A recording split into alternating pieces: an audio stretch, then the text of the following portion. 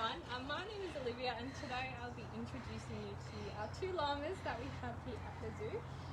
Now, as always, before I start, I am going to have to put my mask on, so let me know in the comments if you can't hear me and I can get a bit closer to the camera. Alrighty, so here at the enclosure with me today we have our two llama ladies. This is Maybelline, the light brown one, and then at the back we have Maya, who is the dark brown one. And they are two lovely llama ladies. In this enclosure over here, we also have 4 fallow deer. So we've got the 2 white boys at the front, Poke and Ropey, and then you might be able to see them at the back, Crystal and Pete, enclosure together. Now, llamas, they're a bit pushy today. Llamas are originally from South America. They are found in America. They were first domesticated. First domesticated around 4,000 to 5,000 years ago in the Peruvian highlands, and they were used as pack animals, and they were also farmed for their wool, which is nice and lightweight and can be used in clothing. And they're also used as guard animals as well. Good girls. So they're still used for all those uses today. It's believed there are around 7 million llamas just in South America alone. And most of those are domesticated. So they are used for farming, for wool, for pack animals. Quite interestingly, if they feel that they have been put with too much weight on their pack, they'll actually just refuse to move. So they're pretty good at knowing their limits. As you can see, they're a bit pushy today. So are the deer.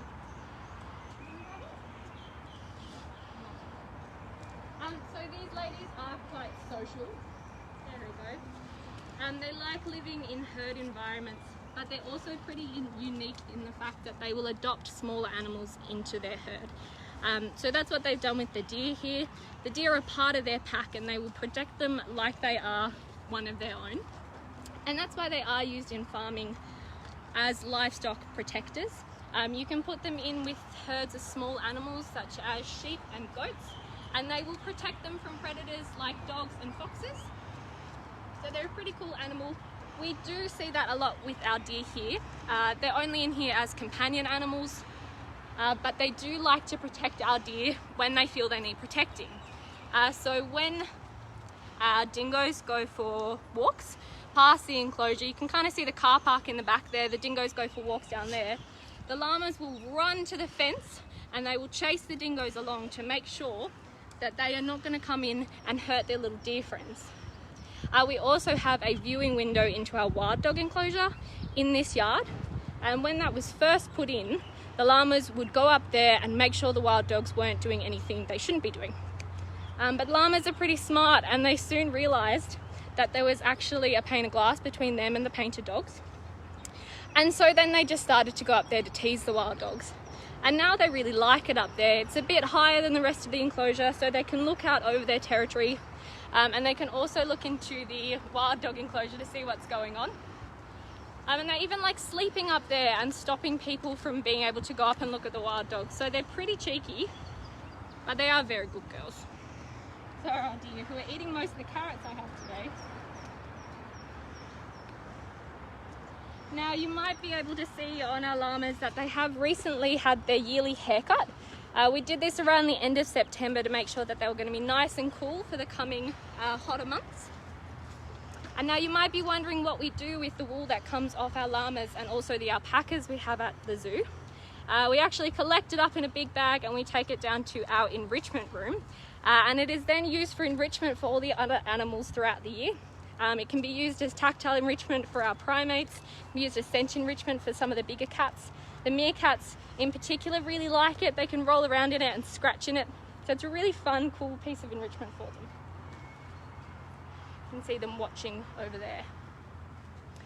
So we're quite lucky with our llama girls in that we are able to take them out on walks. We don't get to do it too often because we have to make sure we as keepers have time to do it in our day. And also that the weather is right for the girls. They get a bit spooked when it's a bit windy, and we want to make sure it's a positive experience taking them out on walks. So when we do take them out, we halter them up with a halter around their faces, and they get to come around the zoo and explore with us. Their favourite part about going out on walks is that they get to go and eat from all the different wattle trees we have in the zoo. They get a bit sad actually if we don't let them stop and eat them. So we have certain trees we have to stop at every single time for them to have their little snack break. Also, when we're out on the walk, we give them carrots, which are normally their favourite food, but they're a bit more interested in what's going on in the car park at the moment than eating carrots. P the deer is more interested in eating the carrots at the moment. Good boy, P. And he's trying to eat them out of my pouch. Good boy. You gonna come back, Maya? Oh, we have Crystal now as well. Yeah. Very good. So we might come around this way and see if we can get a bit closer to our llamas again. It's a bit hard in here. We do have quite a few ropes. So we're gonna duck under one of them at the moment. P's in the way there. There we go. And come back over. So as well as eating browse and of course carrots, these girls get fed twice a day. They get 2 kinds of hay, which is meadow and lucerne hay. Good girls. You don't want carrots anymore. Would you like your dinner instead? So I'm going to go into our little catch area and grab out their dinner for them, and you'll be able to have a look at how we feed them.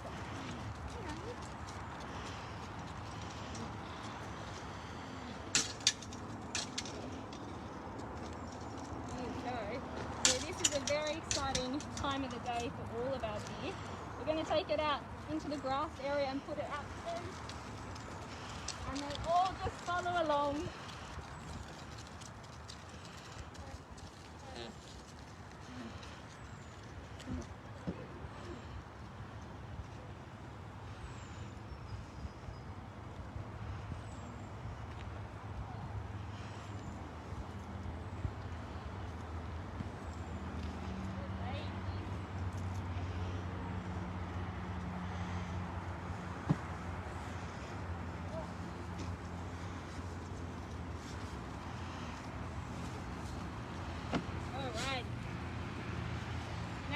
Fed and happy. So a question that I hear a lot when I'm in the walkthrough is, what is the difference between a llama and an alpaca? Which is fair, they're pretty similar. They're from the same family, which is the camelid family. But the difference is llamas are a lot shorter and a bit more stocky, where llamas are taller and leaner. Llamas also have longer, kind of curved ears that you can hopefully see. It's a bit dark there, it's Maybelline's ears. Where alpaca ears are a bit shorter and stumpier. Another question I hear quite a lot in this exhibit is, am I going to get spat on by the llama? Now they do spit at each other, mainly when they have disagreements about food, and we might even see it now between them when they get a bit annoyed that they're both eating at the same food spot. But for people, really the only time that they are going to spit at you if the llamas feel threatened by a human. But if that does happen, we do have some warning signs, luckily, to know if we're about to get spat at. So one of them is their ears will go down. Well, maybe we're going to get a spit.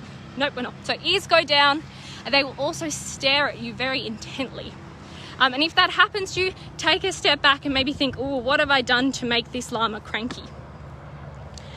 But most of the time our ladies are super friendly and really enjoy having people here in the zoo with them.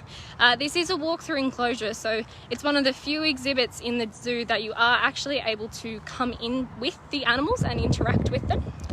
We do ask though, when you are in these enclosures, that you just respect the animal's space and make sure you're not pushing yourself onto them. But for the most part, they do really miss people and they're really excited to have everyone back. The zoo is opening up again soon, so hopefully you guys will be able to come in and meet our lovely llamas. Aren't they sweet? Come in, we'll give them a quick brush. As you can see, they're pretty dusty. They do really love going for dust baths. And as you can see, it really does change their colour. And if you look at my hands after that, you can see how dirty they are. Super dusty. So it's really not one for the faint of heart. Well, I hope you guys really enjoyed joining me and learning about the llamas. They are super sweet and I really enjoy working with them. Hopefully you guys will be able to come in and meet the lovely Myra